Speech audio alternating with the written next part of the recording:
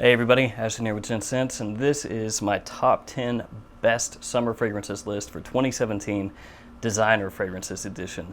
So don't expect to see any creeds here, pineapple vintage, anything like that. That's going to be coming in the niche and indie list sometime in the near future.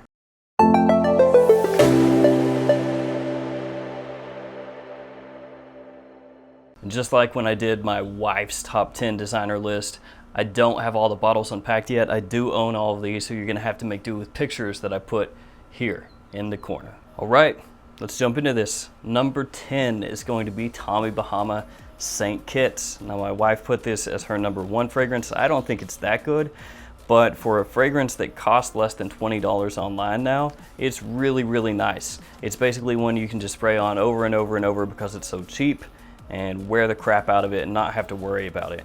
It's got a star fruit note, sea salt, ambergris, so it's basically a marine fragrance with a star fruit vibe, which gives it a different feel than a lot of fragrances out there that go for more of a citrus type vibe when they're mixing in aquatic notes. Number 9 is Dior Eau Sauvage Cologne. It's not Dior Sauvage, it's not Dior Eau Sauvage, it's Eau Sauvage Cologne, just like there's a Chanel Allure Homme Sport cologne. This one has citruses off the top like bergamot and lemon. There's vetiver, there's petitgrain, and you would expect some vetiver since this is an Eau Sauvage flanker. This is one that's more easily worn business casually if you want to. You can dress it up a little bit, and it's easily worn casually as well. It's one that I can wear daytime or nighttime if I want to, as long as the weather is not on the cooler side of things.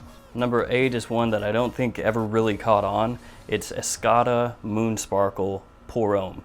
Now, all of the men's ESCADA fragrances are discontinued at this point, so that's a bummer.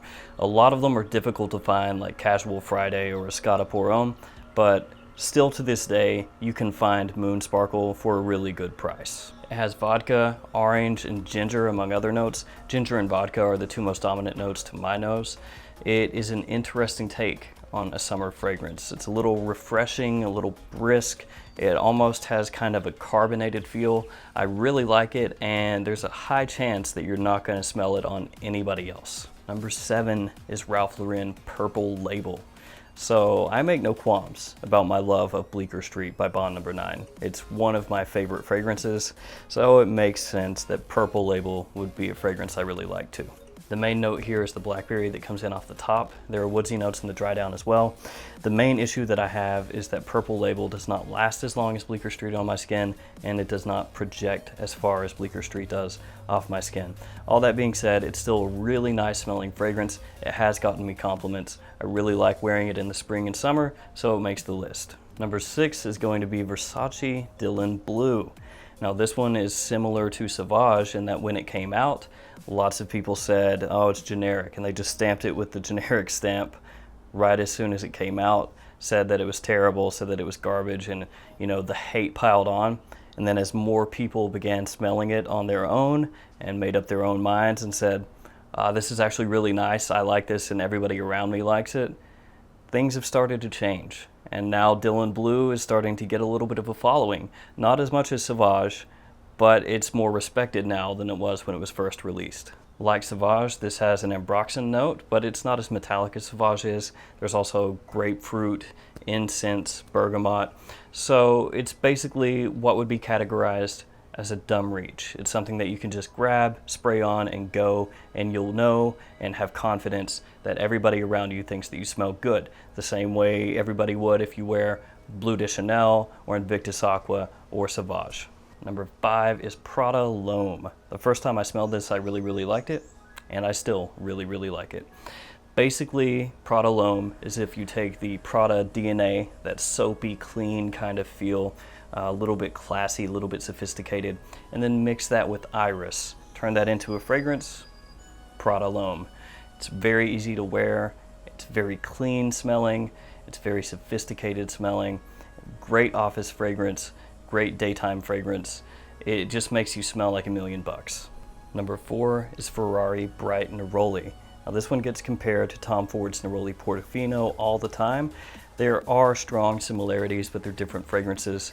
Honestly, if you gave me the choice between the two, I would pick Ferrari Bright Neroli. I get better performance from Bright Neroli than I do Neroli Portofino, and you can pick up Bright Neroli between $30 and $35 for a 100 ml bottle on discounters. The problem is when they become available on discounters like Notino or FragranceNet, they sell out usually within a day or two, so if you see it, you should probably pick it up.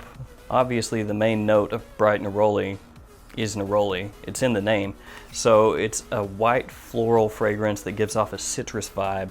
It's really bright, it's really clean, it's really fresh. It's something that I just love wearing in high heat.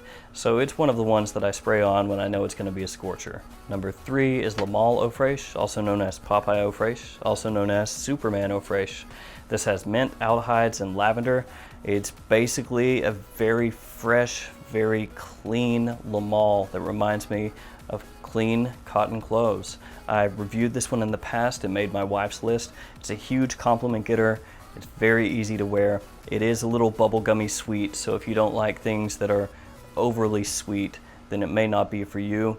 But otherwise, you should definitely check it out. Number 2 is L'Homme Ideal Cologne.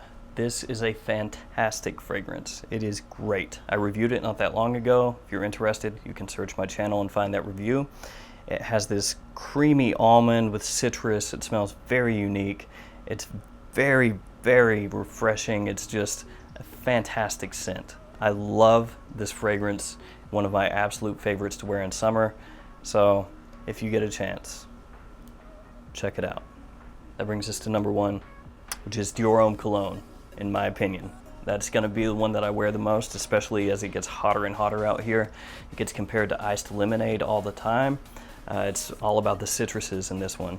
A lot of people draw a comparison between DIOR Homme Cologne and Chanel Allure Homme Sport Cologne, and there are similarities there, so if you smell that one and you smell DIOR Homme Cologne, you'll probably put that together. For me, it has a great cooling effect when I spray it on. I feel like the temperature dropped around me, even though obviously it didn't. It's just very brisk, very refreshing. It's got that citric pop. It's just great. Now the projection, the longevity, they may not be the best, but frankly, I don't care. I'll spray it on. If I need to, I'll bring a decant with me and continue spraying it on because it makes you smell just amazing. All right, guys, that's my top 10 list. As always, thank you for watching. Like, comment, subscribe, and I will see you guys next time. And I'm sorry I left off Invictus Aqua.